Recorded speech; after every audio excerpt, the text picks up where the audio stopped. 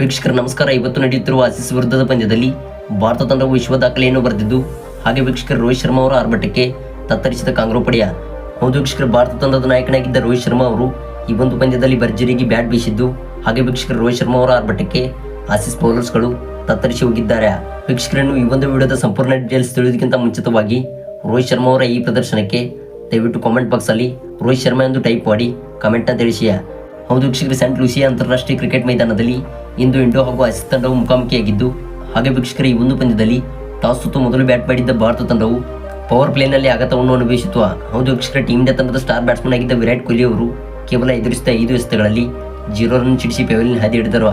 ಇನ್ನು ವೀಕ್ಷಕರ, ಭಾರತ ತಂಡವು ಆಘಾತದಲ್ಲಿದ್ದಾಗ ರೋಹಿತ್ ಶರ್ಮಾ ಮತ್ತು ರಿಷಬ್ ಪಂತ್ ಅವರು ಭರ್ಜರಿಗೆ ಬ್ಯಾಟ್ ಬೀಸಿ, ಹಾಗೆ ವೀಕ್ಷಕರು ರೋಹಿತ್ ಶರ್ಮಾ ಅವರು ಎದುರಿಸಿದ 41 ಎಸೆತಗಳಲ್ಲಿ 98 ರನ್ ಸಿಡಿಸಿದ್ದಾರೆ.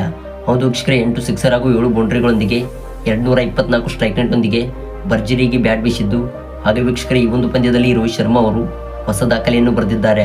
ಇನ್ನು ವೀಕ್ಷಕರು, ರೋಹಿತ್ ಶರ್ಮಾ ಅವರಿಗೆ ಸಾಥ್ ಕೊಟ್ಟಿದ್ದ ರಿಷಬ್ ಪಂತ್ ಅವರು ಎದುರಿಸಿದ 14 ಎಸೆತಗಳಲ್ಲಿ 1 ಬೌಂಡ್ರಿ ಹಾಗೂ 1 ಸಿಕ್ಸರ್ನೊಂದಿಗೆ 15 ರನ್ ಸಿಡಿಸಿ ಮಾರ್ಕಸ್ ಸ್ಟೋನಿಸ್ ಅವರ ಓವರ್ನಲ್ಲಿ ರನ್ ಗಳಿಸಲು ಹೋಗಿ ಜೋಶ್ ಹ್ಯಾಜಲ್ವುಡ್ ಅವರಿಗೆ ಕ್ಯಾಚ್ ನೀಡಿ ನಿರ್ಗಮಿಸಿದರು. ಇನ್ನು ವೀಕ್ಷಕರ ನಂತರ ಬಂದಿದ್ದ ಸೂರ್ಯಕುಮಾರ್ ಯಾದವ್ ಅವರು ಕೂಡ ಎದುರಿಸಿದ 16 ಎಸೆತಗಳಲ್ಲಿ 31 ರನ್ ಸಿಡಿಸಿ ಅವರು ಕೂಡ ವೀಕ್ಷಕರ ಮಿಚೆಲ್ ಸ್ಟಾರ್ಕ್ ಅವರ ಓವರ್ನಲ್ಲಿ ಮ್ಯಾಥ್ಯೂ ಓಡಿಗೆ ಕ್ಯಾಚ್ ನೀಡಿ ನಿರ್ಗಮಿಸಿದರು. ಇನ್ನು ವೀಕ್ಷಕರ ಇದೀಗ ಮೈದಾನದಲ್ಲಿ ಶಿವಮ್ ದುಬೆ ಹಾಗೂ ಹಾರ್ದಿಕ್ ಪಾಂಡ್ಯ ಅವರು ಬ್ಯಾಟ್ ಬೀಸುತ್ತಿದ್ದು, ಹಾಗೆ ವೀಕ್ಷಕರ ಟೀಮ್ ಇಂಡಿಯಾ ತಂಡದ ಲೈವ್ ಸ್ಕೋರ್ 16.3 ಓವರ್ಗಳಿಗೆ 168 ರನ್ ಕಲೆ ಹಾಕಿ 4 ವಿಕೆಟ್ ಕಳೆದುಕೊಂಡಿದೆ. ವೀಕ್ಷಕರ, ಇದಾಗಿತ್ತು ಈ ಒಂದು ವಿಡಿಯೋದ ಲೈವ್ ಅಪ್ಡೇಟ್ಸ್.